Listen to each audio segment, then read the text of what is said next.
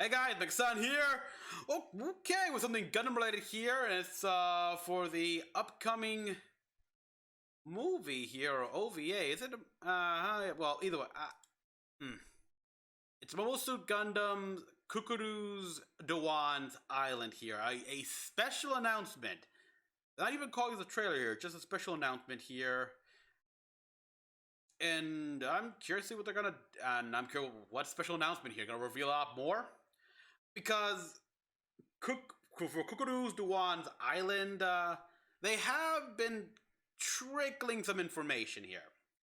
Like in a previous blog or release, they have revealed Cucuruz's squad mate will be appearing in this movie. They're gonna play a factor here. And it's clear these guys are pretty elite here because while we only see the silhouettes of their Zakus, it's quite clear these things are customized. Each one is highly customized here with their own special weapons, with accessories, and even some look like they could be high mobility Zakus, which is something at this point we're only given to very accomplished units here. That alone is quite intriguing. And the fact that some of these could be also customized, high mobility Zakus, really shows just how effective this unit is here, and possibly also shows just why Cucuruz is so effective in piloting the simple Zaku. Like almost to martial arts. Oh boy, yeah, that was a thing here. Yeah, this episode of MSG is so infamously bad that they didn't even air it in America. It was never on a DVD release. Although I'm pretty sure it was aired on TV because I do remember seeing this on Toonami maybe, or I saw it on TV, but the one time and that's it. But yeah, it was such poorly done here. The animation was pretty terrible here, and from what I hear, I think I even mentioned it before, it was due to the fact that the key animator, key animator director, something like that here, he was hospitalized at the time of this episode production, and so without him there, production kind of faltered a bit here. There's even like a documentary where they talk about Gundam here, where that guy, while in the hospital bed, he saw the show, he saw that episode come up here, and he was so embarrassed that hid under the curtains. Yeah, I mentioned this before here. So I'm curious to see what we got here, what's about. And I think I'm also kind of curious. I guess it's set in the Origin universe or another retelling. It's Japan. It's Japan here. 40 years since Emerald Land on a certain island. Emerald Land. I have a bad feeling. Yeah, obviously they're gonna use the animation for the Origin. They made a certain man. Okay, yeah, wow. It's above, okay, whoa. No! This guy's simply dangerous. Shoots down. Okay, Sligo Law is here as well, so... Man, let's do one. Very fast, as the unders there.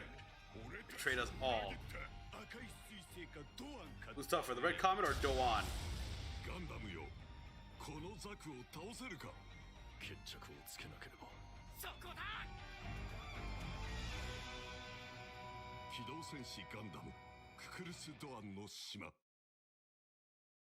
Oh boy, yeah. Amuro going dual beam saber there. It's a rarity. The only time I recall him doing that was possibly, yeah, I think it was when he faced a Gion in the MSG. But let's take this all in here. All right, first we got this little subtitle here. 40 years since the 1982 theatrical release of Mobile Suit. So yeah, it is a movie here. That's gonna be interesting. The history of Gundam begins moving again. Amuro lands on a certain island for a covert mission. Alright, it's a covert mission here. In the show, it's because they were responding to a Federation distress signal and trying to save the pilots, but too little, too late. Hmm. We see Sayla here. So again, this I assume this looks like it's gotta be, judging from what we've seen about the gyms here or something. It looks like this is gonna be set more in the origin setting more than the MSG.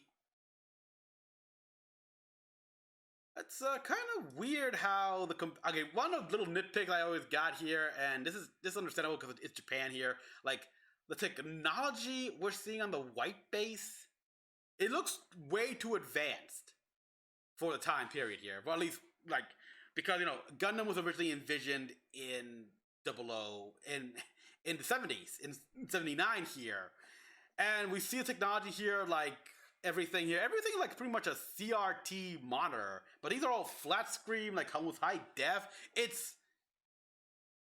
just kind of breaks the immersion here for me here, but that's not how Japan does things here. They don't care about little stuff here. It's not like us in the West where we care about things being almost exact here. Like if something looked like this in a movie here, we try to keep it on. If we try to keep it that way, if another movie comes out and it's similar setting here, even though it's been years later.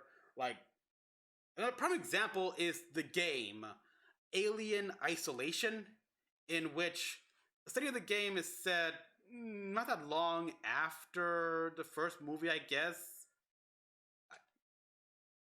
Yeah, we had Ridley's daughter, everything like that, come in, finding out what happened to her mother, and you would think that the creators would eventually like update all the technology here because Aliens was made at a time period here where we look back at all the tech, the monitors, the computers, like, wow, that is so retro.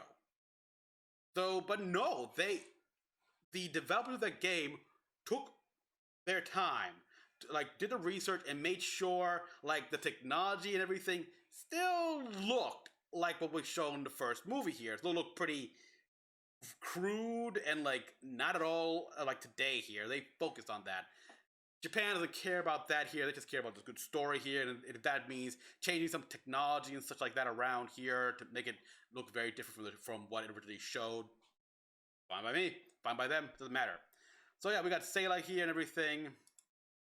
This guy is watching them here. It's like he's judging these. It's like he's judging what's the interaction going on here. Yeah, we see the Gundam and everything, and this is clearly the origin here. I think you can tell with how he's holding the shield here. Yeah, he lands on his mission to meet a certain man, and the Zaku Flash. We see more of the monitors here. Like the inside of the cockpit is pretty good. This guy is terrified. And yeah, it's like wow, they really tried to at the very least make up for the poor animation quality here, because one thing is pointed out here and you compare it with the episode, like this Zaku, it looks incredibly thin. This now looks more elongated and stuff like that here, and it seemed they owned up to that. Maybe make a new Zaku variant or something like that here with some modifications. Okay, we see the gym. That is clearly a gym here. So, and wow, yeah, we see that attack. Oh, yep, yep. It's clearly set in the origin timeline here. You can really tell by the gym models here because of the little goatee they got right there here, the sensor. Regular mainline gyms don't have that here, but also the missile pod as well and such. This is getting stupid. We got Kai here. This is getting stupidly dangerous.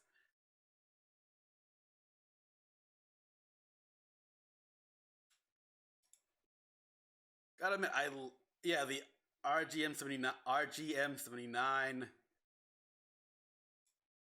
But this is actually shoot it down. But this is also very out of sync here. It's like it clearly separate continuity entirely, even from the origin, because Slager Law here. I mean, Cucuruz was introduced way before they ever made Jaburo here, and even in the origin when I think did they have him? I gotta read that chapter up here, go through the books.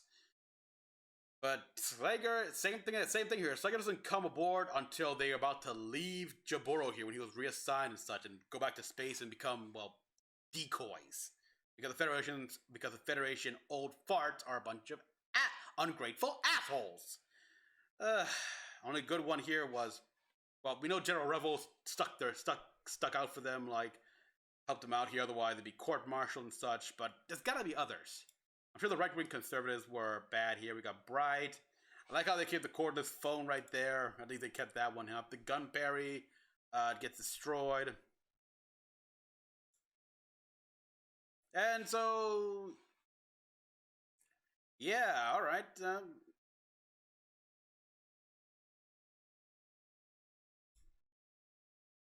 Yeah, it's like he's trying to show his bubble suit martial arts. And yeah, he's fast. He is pretty damn fast. He's that thing is either Zaku has got some tuning done here, some better internal parts, or this guy is just damn good at bringing out more out of the mobile suit. Even because, by all rights, that Zaku, it's nothing compared to the Gundam. But a good pilot here.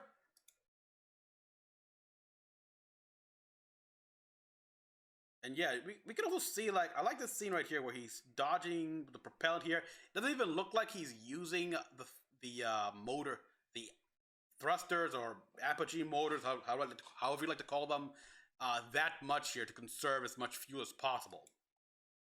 He betrayed Zeon, betrayed us all. That's clearly like the squad, one of the squad mates, maybe the team leader. Who knows? Who knows coming about that here? Fear, that's the strongest of men. Yeah, they are really trying to sell this guy. Like, the point where they compare him, who is strong? Like, the point of saying, who is tougher? The Red Comet or Doan? Yeah, they're overselling this guy a bit more. I mean, he's clearly more experienced here. He's an old veteran. He's an old veteran. Probably has been there since day one of the war here, so he's got experience, but come on. I mean, how many ships did he sink at the Battle of Loom?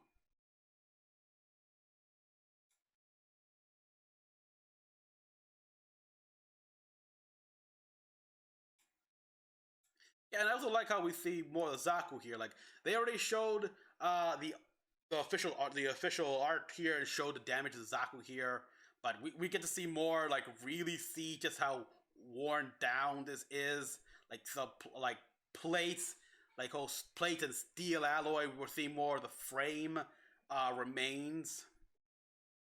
Very nice. Okay, this is clearly a bit of like we got the classic little filter right here, which means Amuro's new type intuition and senses like show him an opening, like he can feel the right time to strike, and we got a gold image of the gun right there. But I don't know. It looks like, yeah. If we took a look at this image right here, it seems the Zaku is kneeling to avoid, like, yeah, he's trying to kneel to avoid the beam saber slash, which shows right there here. It's like, yeah, you have this potential, this bit of a psychic precognition here to give you a hand, but it's not a win-all thing here. Sometimes, if you're a damn good sometimes it's not a win-all thing here. And you could easily be counteracted if you've got a pilot that is damn good. Is damn good in skill here. It's like, you don't need like a sixth sense here to be able to predict what your opponent can do. Rambaro showed that quite well here. It's like he didn't need a sixth sense here to be able to dodge, like to avoid Amuro's beam shot at first here, because he took advantage of the fact that, okay, your shots are extremely precise, so they're easy to dodge. I can already tell where you're trying to aim here, so I can easily avoid it. I can just avoid it before that happens here. It's also in a way like what Shin did when he fought the Freedom. Hey, bringing this up here, but yeah, like in that case, he studied the Freedom here. He studied how he fought and everything, and so he was able to predict what Kira would do here, and moved his hands, arms, and head out of the way. Yeah, that's what Doan seems to be doing here. He already got down how Amuro fights and stuff like that, and so he can accurately predict and think and counteract what he's gonna do here. I'm sure that this scene, of course, would still surprise him at how fast he did it, but not really that. But it's not that he actually did that move. Huh. I just know the shoulders of the Gundam here. Oh yeah, they do have the bars, like the bars right, the handlebar right there here, which we see in Gundam ground types. So yeah.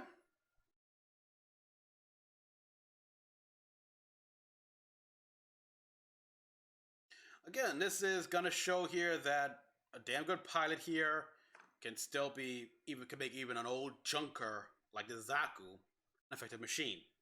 So far, the only one who really gave Amuro that much of a challenge to Zaku here is Char. And he had a commander type Zaku, which was slightly better, which was faster, got more performance out of it. But yeah, this is by all means, well, probably a slightly customized Zaku here. We don't know exactly, but I'm gonna see here. And of course, I love this scene right here where he took out both sabers here. Oh boy, like dual wielding Gundam.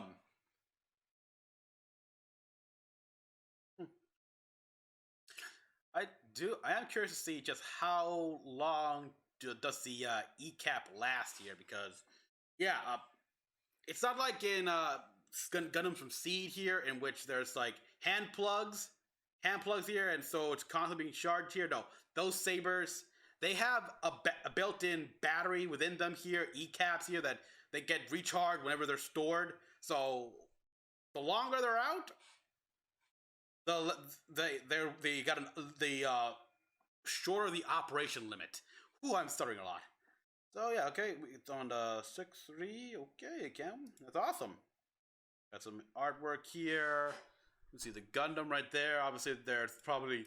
I'm waiting to see. Of course, they're going to release a brand new model kit here of this Gundam here, like Cucuruz Doan special, maybe a P Bandai or store exclusive. One thing for sure, though, they will no doubt we're gonna get a brand new. We're gonna get a brand new Zaku model kit. That's right here. I mean, HG at first, and then we'll see. Maybe this will even start interest again here to create an entire like version 2, or in this case version 3 or 4. I don't know, of a whole new Zaku line. Oh boy. Me personally, I'm like, screw Zaku, screw Zeon, screw Zaku's. I mean, the Federation are no like a bouquet of flowers here, but Zeon and the Zabis are monsters. Okay, like if you look at some of the cutscenes from Garen's Greed here, well, again, it's kind of blacklisted there, but if you look at some of those things here, the first 40 hours of the 1-year war here, 3 sides devastated, and supposedly 2.8 billion people, innocent civilians, dead. Not just soldiers here, but even the civilians as well. 2.8 billion. So, and then there's side 2, the island, specifically the island Nefertiti, whatever it was called here, and all the people that died there, which again, I don't think we get an accurate number here. Sometimes it's ridiculous here, like tens of millions of people died in the gas. Okay, really? I doubt they had that. No, I don't buy that here. I mean, heck, Londinium here from of side one, the oldest colonies there, the capital. By 0093 here had only a population of 5 million. So how the hell could Side 2, that one colony in Side 2, hold tens of millions? I don't buy that. So yeah, everyone, that's all I got to say here. Now that I dumped the lore and stuff like that here. So I'm waiting to see what this guy's all about. I mean, it's probably going to be the same here. One thing I have indeed noticed here is that there is nothing on the war orphans there and the mother and their mother there, because that was the thing about the episode of Cucuruz, Doan's episode here, in which he stopped fighting, he settled down, he deserted here, and now he's like raising a farm here and being a father figure to these 3 war orphans and helping out their mother. That's it. But we don't see them at all here. So yeah, it's good. Wait and see here. So yeah, everyone, thank you for watching. As always, comment what you all thought. Like and subscribe for more videos. Till next one, this is Mecha-san, logging out.